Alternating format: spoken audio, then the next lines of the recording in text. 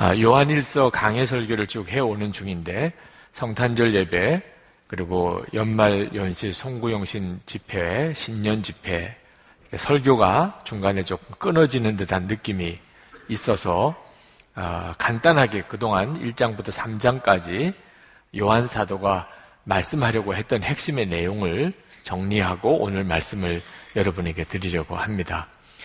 이 요한 사도가 요한 일서를 쓴 목적이 분명하게 있습니다. 그것은 우리에게 예수를 믿는 성도들에게 어떤 형편에서든지 또 어떤 여건에서든지 항상 충만한 기쁨이 있다는 사실을 말씀하려고 이 요한 일서를 썼다는 겁니다.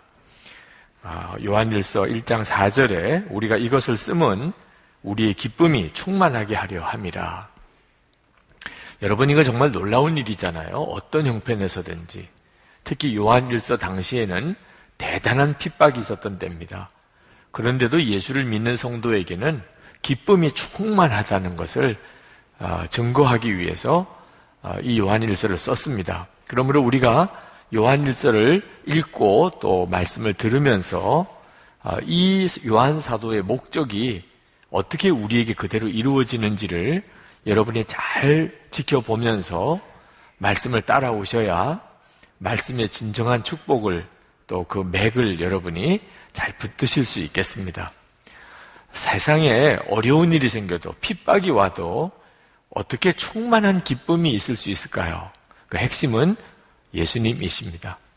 예수님이 정말 살아계시고 함께 하시고 또 우리의 생명이 되시고 그리고 그 예수님과 친밀하게 교제하고 사니까 형편이 대단히 어려워도 환난이 와도 우리 안에 충만한 기쁨이 있는 겁니다.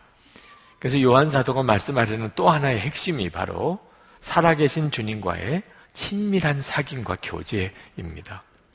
이렇게 예수님과 친밀하게 살아서 교제하는 믿음을 갖게 되면 이제 죄 짓던 옛날 생활 다 청산하게 되고 의로운 삶을 살게 됩니다. 예수님이 나와 함께 계시는 것을 아는데 어떻게 죄 짓고 살아요? 그죠? 그리고 사랑만 하며 살게 됩니다. 예수님 사랑의 주님이신데 주님이 나와 함께 계시니 이제 정말 사랑만 하며 다투고 욕심내고 다 싸우던 거 다 없어지고 사랑만 하며 살게 됩니다.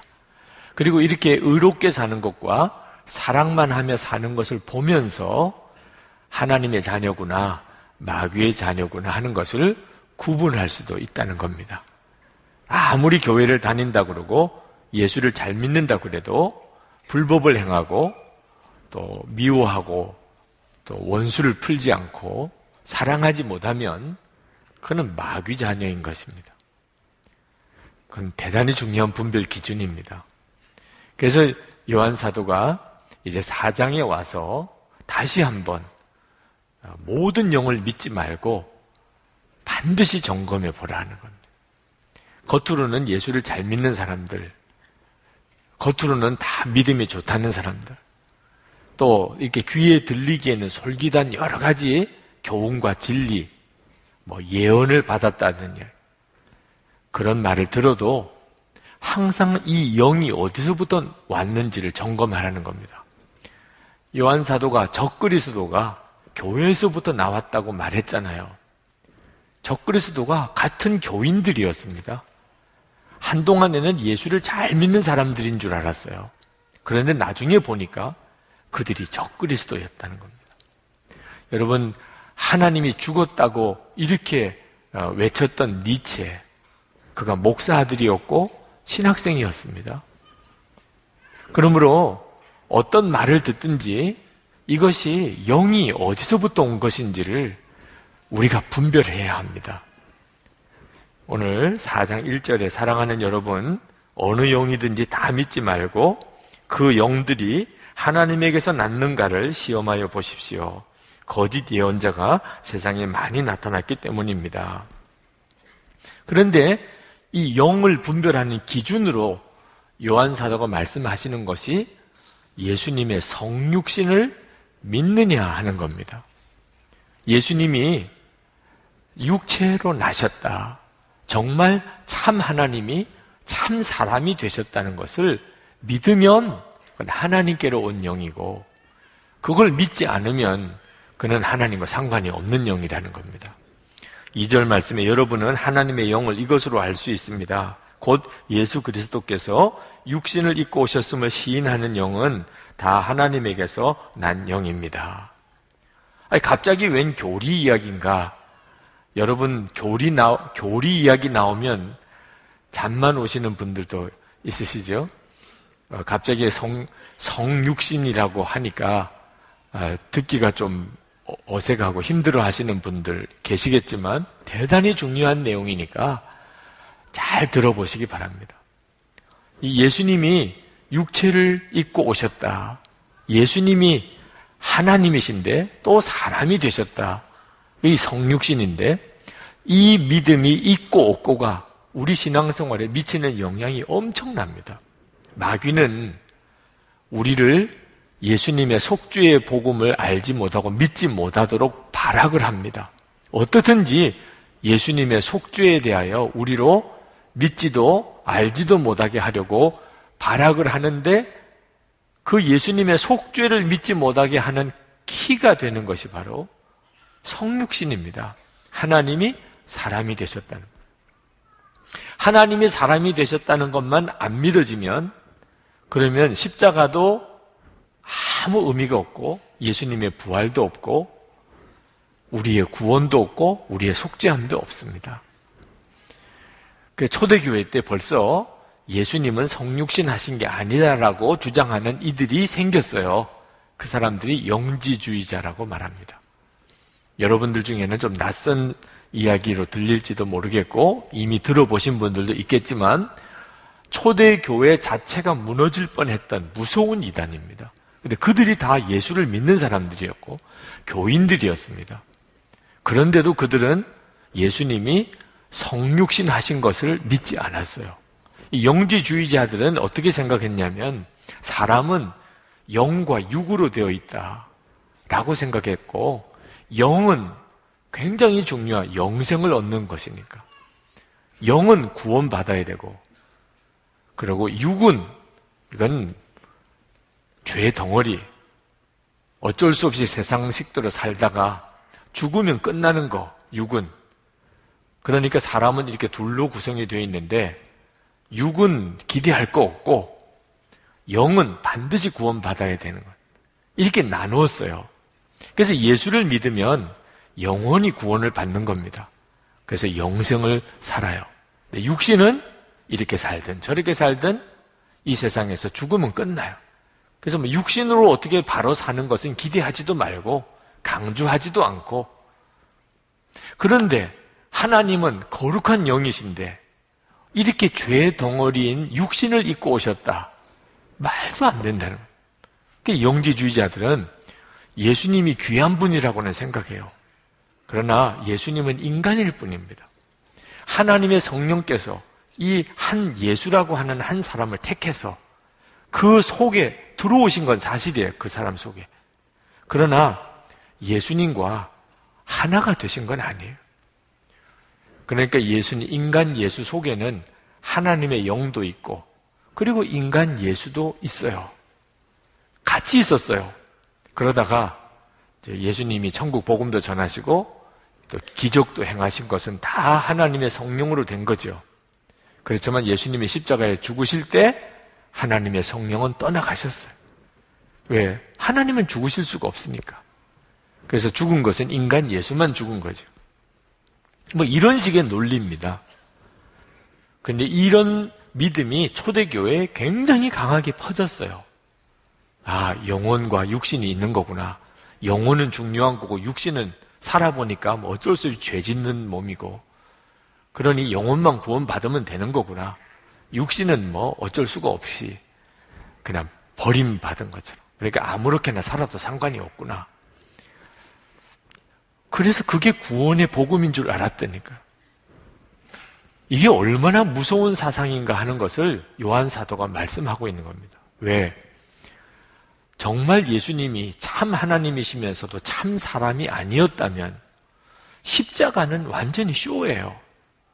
인간 예수가 죽은 것이 왜 우리에게 구원이 됩니까? 하나님이신 분이 사람이 되셔서 죄 없으신 몸으로 죽으셨으니 우리의 속죄주가 되신 거지요. 하나님은 떠나시고 사람이 죽었습니다. 그러면 우리의 속죄주가 되실 수가 없지요. 하나님, 그분이 그리스도시니까 부활하셨는데 인간 예수가 어떻게 부활합니까? 부활도 없는 거죠.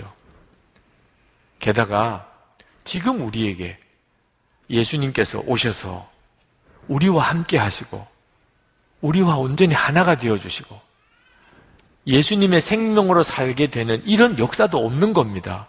성육신 자체가 가짜인데 예수님이 내 몸 안에 오셔서 나와 한 몸이 되시는 것, 이건 있을 수도 없는 거죠. 그렇다면 예수님으로 사는 것이 안 되니 죄 안 짓고 사는 것도 안 되고 사랑만 하며 사는 것도 불가능하지요. 성육신 하나를 안 믿으면 예수님이 그리스도라는 것도 말이 안 되고, 그리고 예수님이 우리와 하나가 되셨다는 것도 없는 거고, 하나님 뜻대로 살 수 있는 것도 불가능한 거지요. 그러니 정말 초대교회의 대위기였죠. 근데 여러분 중에 이 말씀을 듣고 목사님, 참 위기였겠네요, 그런 영지주의자들이 있었습니까? 그런데 우리는 뭐 걱정 없잖아요. 우리는 다 성육신 다 믿습니다. 안 믿는 사람 손 들어봐요. 성육신 안 믿는 사람 여기 어디 있어요? 예수님이 사람이 되셨다, 아주 막 귀에 못이 박히도록 들었어. 예수님이 그리스도시라 우리 다 믿어요. 예수님 그리스도, 예수 그리스도. 안 믿는 사람 누가 있어요? 그죠? 목사님 걱정하지 마세요. 우리는 그런 사람들 아닙니다. 요한 사도는 걱정을 했을지 모르지만 우리는 다 성육신도 믿고 우리는 다 예수님이 그리스도라고 믿습니다. 그런데 이게 문제가 있는 거예요. 초대교회 때는 예수님이 그리스도라고 안 믿는 사람들은 안 믿는다고 그러고, 예수님이 성육신 하신 게 안 믿어지는 사람은 안 믿어진다고, 그래서 구분할 수가 있었어요. 이 사람들은 하나님께로 온 사람들이 아니구나, 이 사람은 정말 하나님의 영으로 신앙생활을 하는 사람이 아니구나, 그거 알았어요. 본인의 고백이 분명하니까. 지금은요, 다 믿는데, 다 예수님 성육신 다 믿는데, 왜? 하도 그렇게 배웠으니까. 예수님 그리스도 모르는 사람 없어요. 무슨 말인지도 모르고 그냥 예수 그리스도예요. 그래서 지금은요, 오히려 문제가 있는 영으로 신앙생활 하는 사람들을 분별도 못해요. 다 믿는다니까. 믿는다는데 어떻게 믿는데? 예수님이 그리스도인 걸 믿으시면 다 아멘인 걸 물어보지도 않아요. 다 아멘 할 줄 알고. 제가 목회하면서 성도들이 아멘 하는 걸 다 믿었다가는 안 된다는 정말 서글픈 경험이 있어요. 그래서 저는 아멘에 대해서 특별히 강조를 안 하는 것은 잘 알고 정확하게 아멘이 되는 것만 아멘을 해보셔야 비로소 내 믿음을 정확하게 분별할 수가 있는 겁니다. 지금도 말입니다. 요한 사도 때와 똑같이 영지주의자들의 그런 교훈을 따라서 신앙생활을 하는 사람들이 너무너무 많습니다. 지금 이 시간에도 있으세요. 3절 말씀에 보면, 그러나 예수를 시인하지 않는 영은 다 하나님에게서 나지 않은 영입니다. 그것은 그리스도의 적대자의 영입니다. 여러분은 그 영이 올 것이라는 말을 들었습니다. 그런데 그 영이 세상에 벌써 와 있습니다. 예수님을 시인하지 않는 영, 이런 사람이 여기 있을까요? 그런지 안 그런지는 예수님의 말씀 한마디로 분별이 됩니다. 요한복음 15장 4절부터 6절 잘 아는 말씀이죠.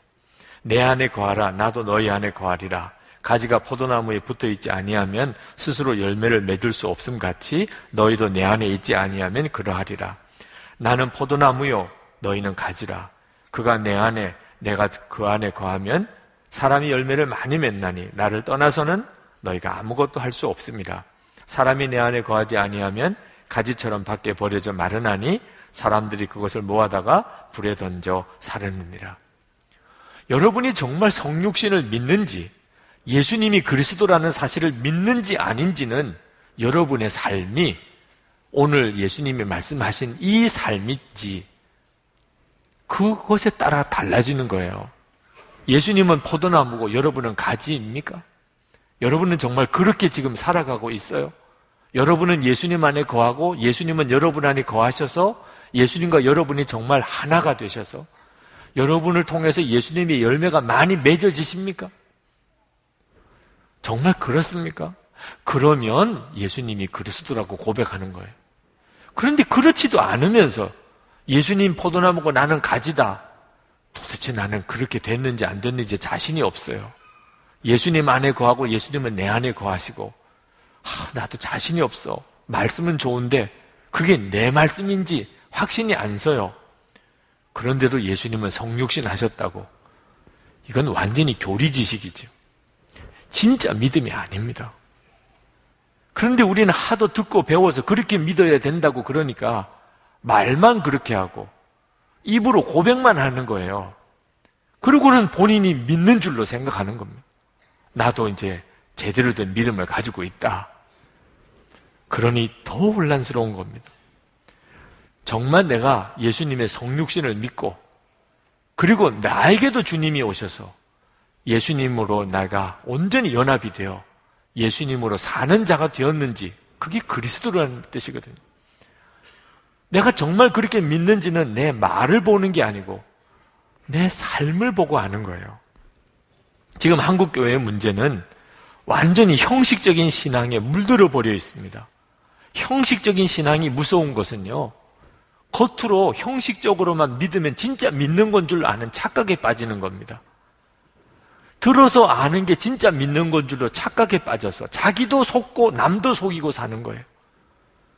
예수 그리스도 그러니까 다 그런 줄로 생각하는 겁니다.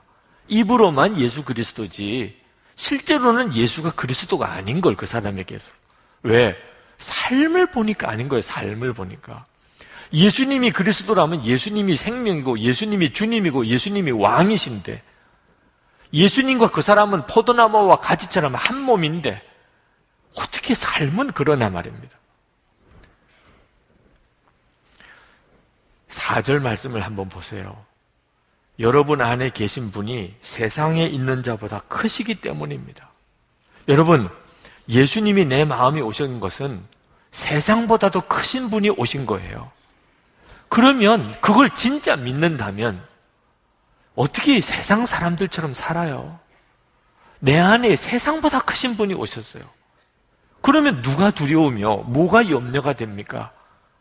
우리가 세상에 나가 살 때 세상보다 크신 주님을 마음에 모시고 사는 사람이라면 당연히 세상의 소금이고 빛으로 살고 세상 사람들이 알지요. 저 사람은 도대체 어떻게 저렇게 사나? 그런데 주일이면 교회 와서 예배를 드리지만 평일에는 세상에 나가서 세상 사람과 똑같이 사는 이 사람이 어떻게 예수가 그리스도냐 말입니다. 미국의 어느 교회가 예배당을 새로 마련을 했는데 그 건물이 술집으로 쓰던 건물이에요. 술집 주인이 교회에다가 건물을 파는 겁니다. 그래서 인테리어를 새로 하고 외양도 새로 꾸미고 그리고 이제 거기서 예배를 드리게 됐는데 술집 주인이 앵무새 한 마리를 길렀어요. 그런데 이 앵무새를 그냥 교회에다가 주고 갔습니다. 그냥 여기서 그냥 계속 기르세요. 자, 이 앵무새가 주일에 예배를 드리러 교인들이 오는 걸 봅니다. 목사님이 들어오세요. 앵무새가 보니까 주인이 바뀌었네. 그래서 새 주인이네. 그 다음에 찬양대가 이렇게 섰어요. 가운을 입고. 앵무새가 보니까 밴드가 달라졌어요. 뮤직 팀이 달라졌어. 그래서 앵무새가 새 팀이네. 네. 앵무새는 뭐가 달라졌는지 모르니까 술집이 새 주인 온 줄로 생각. 교인이 예배드리러 들어오는데 그 손님이네. 지난번에 술집일 때 본 그 사람이 주일에 또 예배드리러 오니까 앵무새 입장에서야 손님은 그 손님인데 주인도 바뀌었고 뮤직팀도 바뀌었고 이런 조크가 있습니다. 크리스천들이 평일에는 늘 세상 사람과 똑같이 살다가 주일에만 교회 와서 예배 드리는 것을 아주 비유한 조크죠. 그런데 이 점에 대해서 나는 아니야 라고 말할 수 있는 분이 여기 몇 분이나 계시냐 말입니다. 세상에 나가 살 때는 세상 사람처럼 살고 그리고 오늘 교회에 와서 이렇게 예배 드리는 것. 이게 꼭 영지주의자들이 하는 태도예요. 영지주의자들이 그랬단 말입니다. 그러니까 이런 믿음이 확산된 거예요. 사람들이 이해하기가 쉬운 겁니다. 영혼은 구원받았어. 영혼은 예수 믿고 영혼은 구원받았어. 육신은 어쩔 수 없이 세상 식대로 사는 거지 뭐. 하나님도 이해하실 거야. 그냥 교회 가서 회개하고 또 용서받으면 또 한 주간 동안 세상에서는 어쩔 수 없이 세상식으로 사는 거고 아주 그게 마음이 편안해요. 영지주의자들은. 우리는 내가 영지주의자라고 말은 안 하지만 실제로 살기는 똑같이 살잖아요. 이 영이 어디서 왔느냐 말입니다. 왜 이렇게 살지요? 내가 예수님과 정말 하나가 됐다는 게 안 믿어지는 거예요. 예수님이 내 안에 오셨지만 예수님 따로 나 따로. 영지주의자들이 그렇게 주장했어요. 예수님은 인간 예수 안에 하나님의 영 따로 인간 예수 따로. 우리도 똑같이 생각하는 겁니다. 나 예수님 믿었어. 내 마음이 오셨겠지. 그러나 나는 나고 예수님은 예수님이고 이런 믿음은 복음 안에 없어요. 예수님을 영접했다는 말은 이제 예수님이 내 생명이 되신 겁니다. 나는 예수님과 함께 죽고 예수님과 함께 사는 자가 된 것이 바로 성육신의 믿음이 우리의 삶 속에 그대로 믿음으로 이루어지는 거예요. 어느 목사님이 교회 장로님들과 권사님들이 하도 싸우시길래 그래서 제 설교를 들어보라고 그랬대요.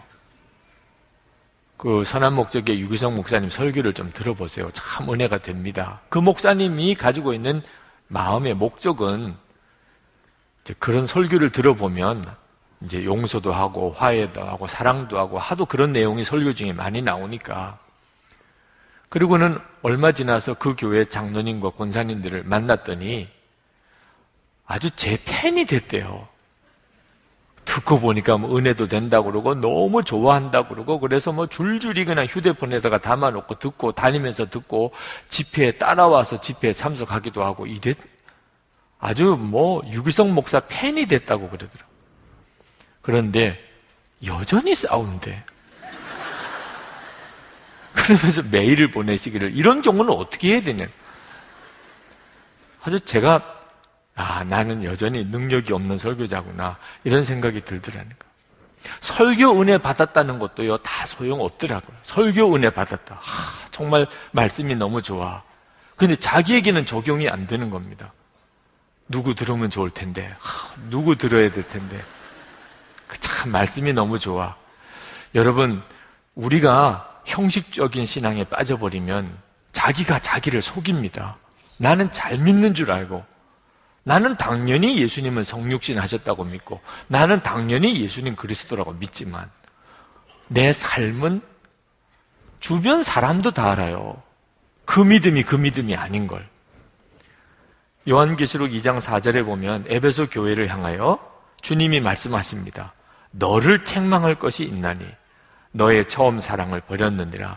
그러므로 어디서 떨어졌는지를 생각하고 회개하여 처음 행위를 가지라. 만일 그리하지 아니하고 회개하지 아니하면 내가 내게 가서 내 촛대를 그 자리에서 옮기리라. 예수를 믿고 은혜 받았을 때 그 행위를 너가 잃어버리면 안 된다는. 우리 주님은 지금 내 삶을 내 행위를 보시는 거예요. 요한계시록 3장 1절에 4대 교회에게 말씀합니다. 내가 내 행위를 아노니 내가 살았다 하는 이름은 가졌으나 죽은 자로다. 요한계시록 3장 15절에 내가 내 행위를 아노니 라오디게아 교회를 향하여 하신 말씀입니다.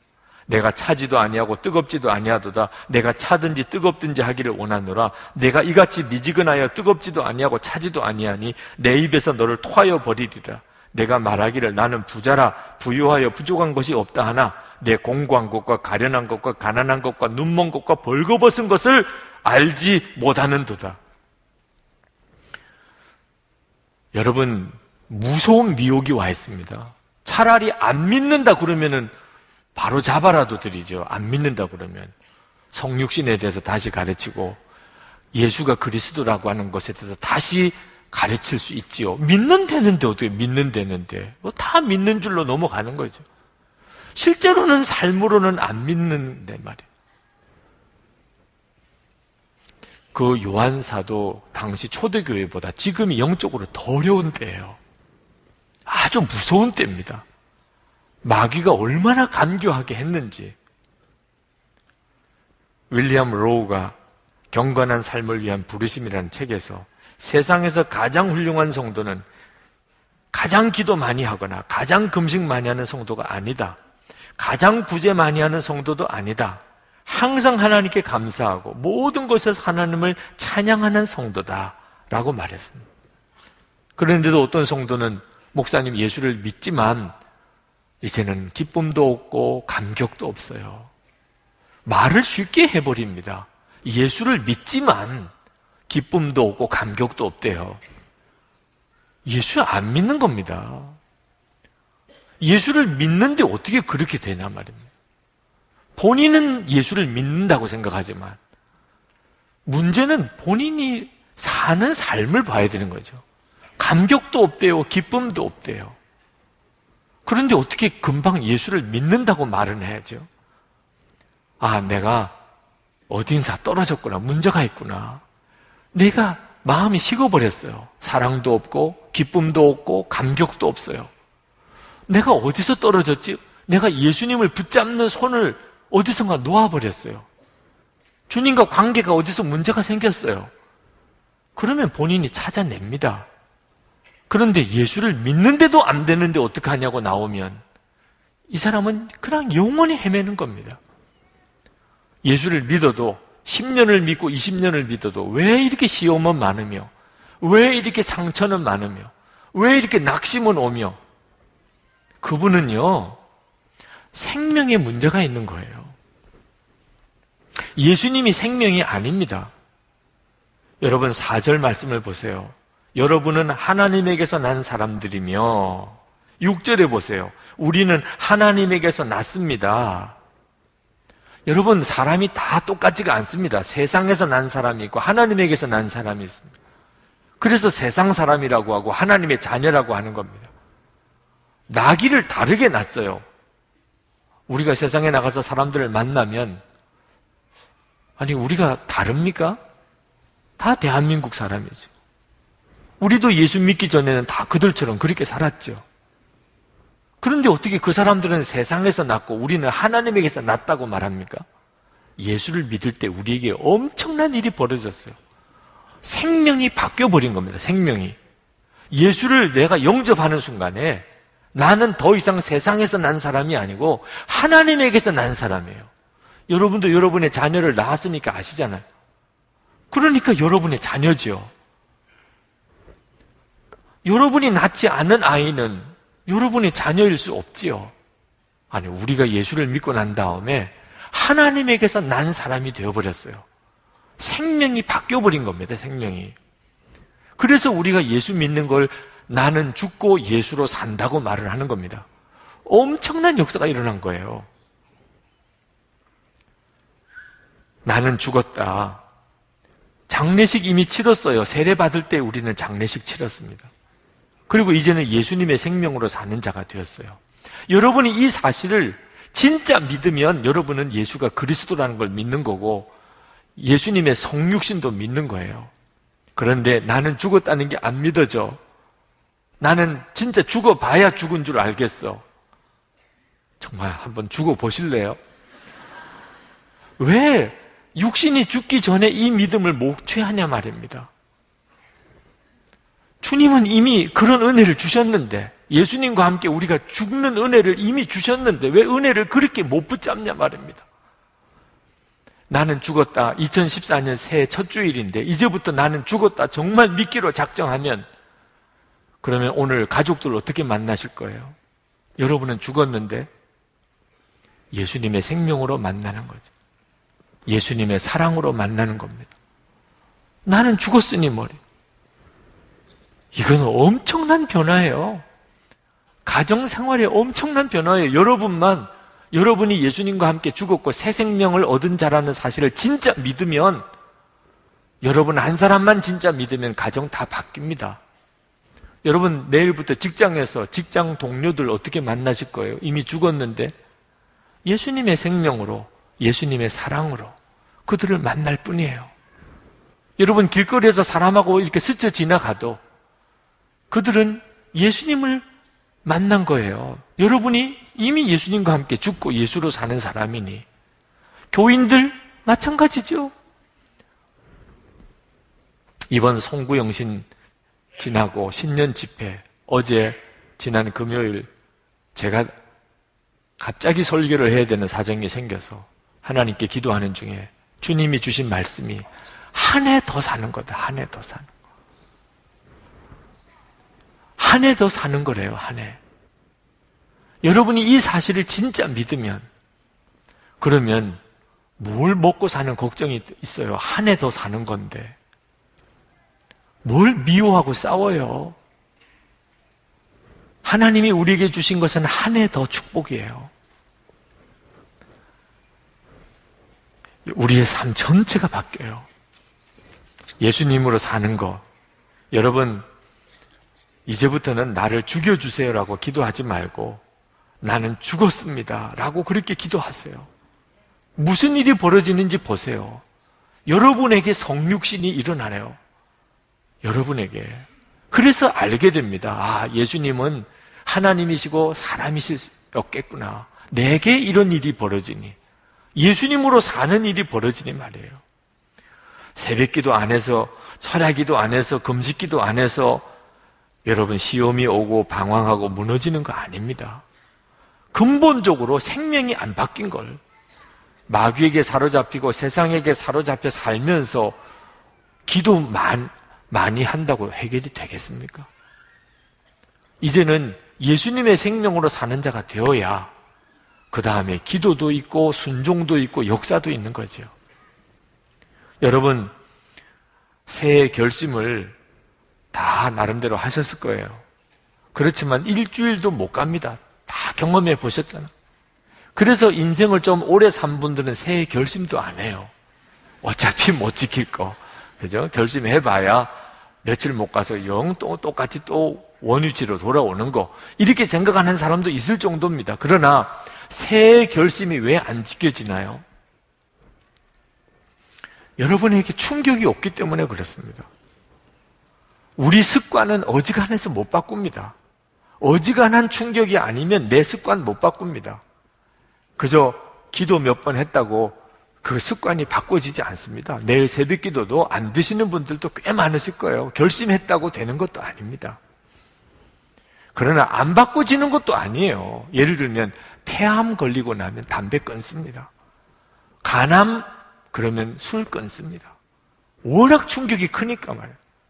워낙 충격이 크니까 그렇게 못 끊는다던 술, 담배 끊습니다. 여러분, 새해 결심 왜 안 지켜지지요? 아직도 여러분이 영적인 충격이 없습니다. 여러분, 우리에게는 폐암, 간암하고 비교가 안 되는 충격이 와 있어요. 예수님과 함께 우리는 이미 죽었어요. 이보다 더 큰 충격이 어디 있습니까? 이렇게 숨이 계속 쉬어지는데 죽었다는데 이보다 더 큰 충격이 어디 있어요? 세상보다 크신 예수님이 내게 오셔서 내 생명이 되셨다는데 이걸 다 교리로만 듣고 그냥 사람의 지식으로 말로만 들으니 그 엄청난 역사를 하나님이 내게 주셨는데도 내 인생이 안 바뀌는 거예요. 그런데 여러분이 이 사실을 진짜 믿기로 작정하고 나가면 여러분 인생은 다 바뀝니다. 우리 주님이 다 바꿔놓으세요. 어떤 것 때문에? 믿음 하나 때문에. 나는 예수님과 함께 죽었고 세상보다 크신 예수님이 내 안에 오셨다. 내가 죽었는데 마귀가 뭘 어떻게 역사해요? 내 자아가 죽어버렸는데 마귀가 나를 어떻게 뒤집어 놓으며 나를 어떻게 낙심시키며 나를 어떻게 유혹합니까? 나는 죽었습니다. 나는 죽었습니다. 이 고백이 얼마나 놀라운 역사인 줄 아십니까? 복음학교 다녀오신 어느 성도님의 간증을 다시 한번 여러분에게 드립니다. 이분은 평소에 직장에서 성실한 사람, 가정적인 사람, 교회도 열심히 다니던 사람이었습니다. 남 돈 훔친 적도 없고 다른 여자 탐한 적도 없고 아들에게도 언제나 자신이 있었어요. 내가 너희 할머니에게 하는 거 그대로 너 어머니에게 해라. 너 커서. 이렇게까지 당당하게 이야기할 정도로 자신이 있었어요. 그런데 어느 날 아내와 아들이 복음학교라는 데를 다녀왔습니다. 그러고는 하나밖에 없는 아들이 갑자기 선교사가 되겠다고 아버지 허락해달라는 거예요.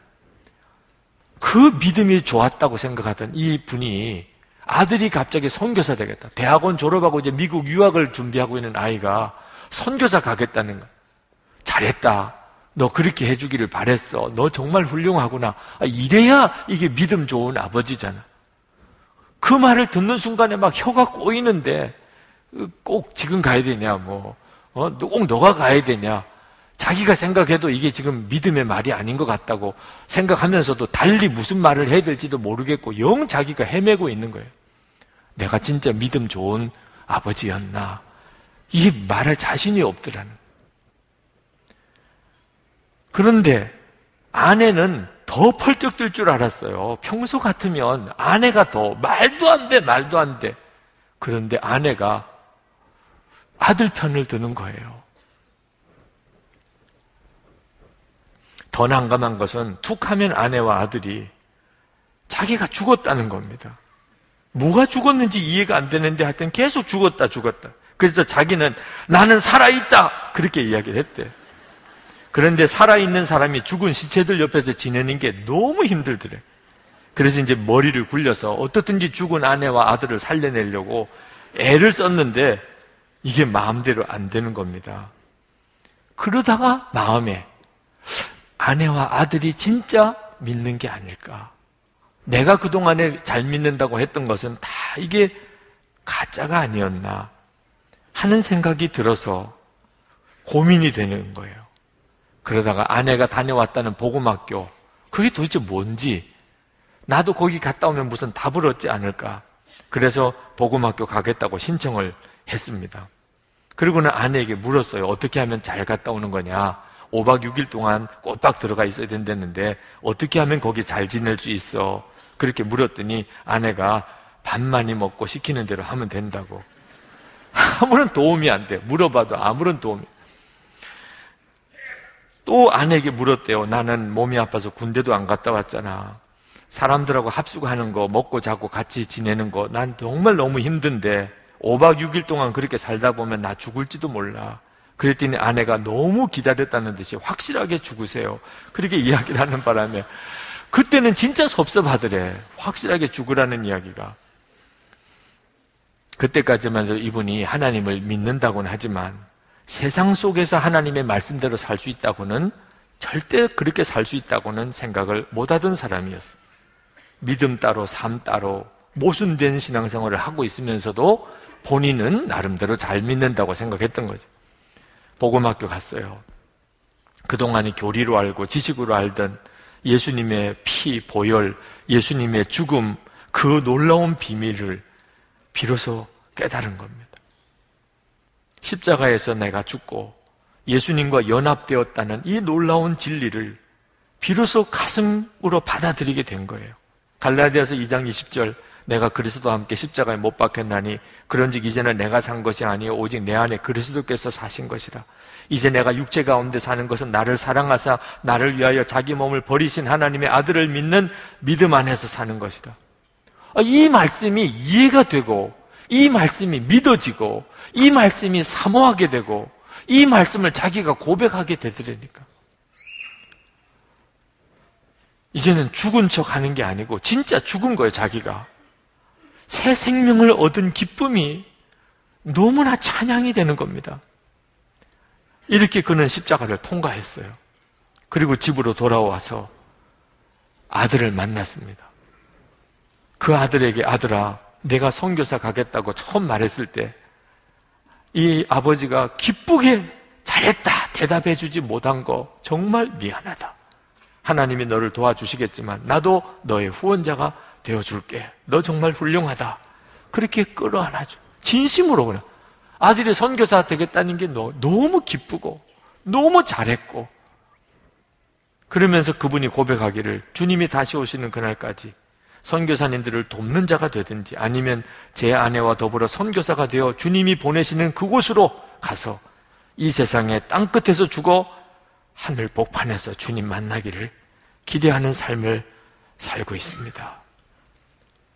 여러분, 생명이 바뀌는 일이요, 이분만 아닙니다. 여기는 우리 모두를 향한 하나님의 계획이에요. 생명을 바꿔버린 겁니다.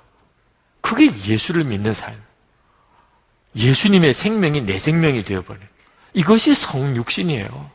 주님이 내 생명이 되셨습니다. 지금도 주님은 살아계신 주님입니다. 우리 안에서 말이에요. 내가 살아있는 믿음으로 붙잡으면 주님은 이제는 나를 통해서 많은 사람들에게 살아계신 주님이 되십니다. 성찬은 바로 이 살아계신 주님이 내 주님, 내 생명이 되신 것을 은혜를 받는 시간에, 예수님이 눈으로 주님을 만나볼 때까지 이 성찬을 통하여 예수님과 우리가 한 몸인 것을, 우리 안에 살아계신 것을 우리에게 다시 확인하고 또 확인하라고 하신 겁니다. 요한복음 6장 57절 58절에 살아계신 아버지께서 나를 보내심에 내가 아버지로 인하여 사는 것 같이 나를 먹는 그 사람도 나를 인하여 살리라. 이 떡을 먹는 자는 영원히 살리라. 여러분, 오늘 성찬은요, 엄청난 축복입니다. 예수님과 나는 이렇게 한 몸인 거예요. 살아계신 주님은 이렇게 나와 같이 계신 거예요. 나를 통해서 일하시는 분이세요. 여러분이 이 사실을 정말 믿으세요.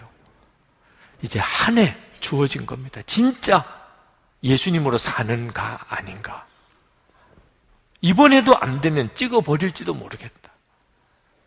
여러분, 이 각오로 올 한 해를 사시면 여러분의 남은 생에는 정말 말씀이 그대로 이루어지는 삶을 사실 것입니다.